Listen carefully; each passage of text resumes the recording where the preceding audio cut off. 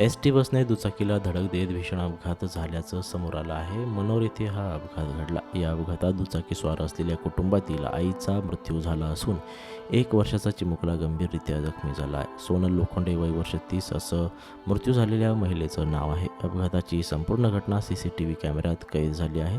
सोनल लोखंडे या आधार कार्डच्या एका कामानिमित्त पालघर तालुक्यातील मनोर इथे त्यांचे पती आणि 2 मुलांसोबत दुचाकीवरून येत होत्या. दुचाकीवरून जात असताना पालघरच्या दिशेने जाणाऱ्या पालघर विक्रमगड एस-टी बसने त्यांच्या दुचाकीच्या बाजूने जाताना जोरदार धडक दिल्याने भीषण अपघात घडला. सोमवारी 11:30 वाजताच्या सुमारास मनोर बाजारपेठ परिसरात हा भीषण अपघात घडला आहे. या अपघातात दुचाकीस्वार सर्वजण दुचाकीवरून खाली पडले. अपघातात सोनल लोखंडे आणि त्यांचा 1 वर्षाचा मुलगा एस-टी बसच्या मागच्या टायरखाली आल्याने गंभीररित्या जखमी झाले.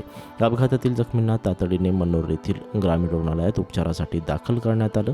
मात्र उपचारादरम्यान सोनल लोखंडे यांचा मृत्यू झाला आहे. यांचा 1 वर्षाचा मुलगा तनिष लोखंडे हा गंभीररित्या जखमी झाल्याने त्याला पुढील उपचारासाठी सिल्वासा येथील रुग्णालयात हलविण्यात आले आहे. अपघातात मृत सोनल लोखंडे या पालघर तालुक्यातील गोवाडे नेटाळी ग्रामपंचायतच्या सरपंच होत्या. मनोर येथे एस-टी बस आणि दुचाकीच्या घडलेल्या या भीषण अपघाताचा व्हिडिओ परिसरातील एका दुकानाच्या CCTV कॅमेऱ्यात कैद झाला आहे.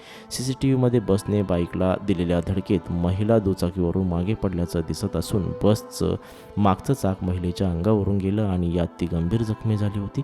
रुग्णालयात दाखल केल्यानंतर उपचारादरम्यान तिचा मृत्यू झाला.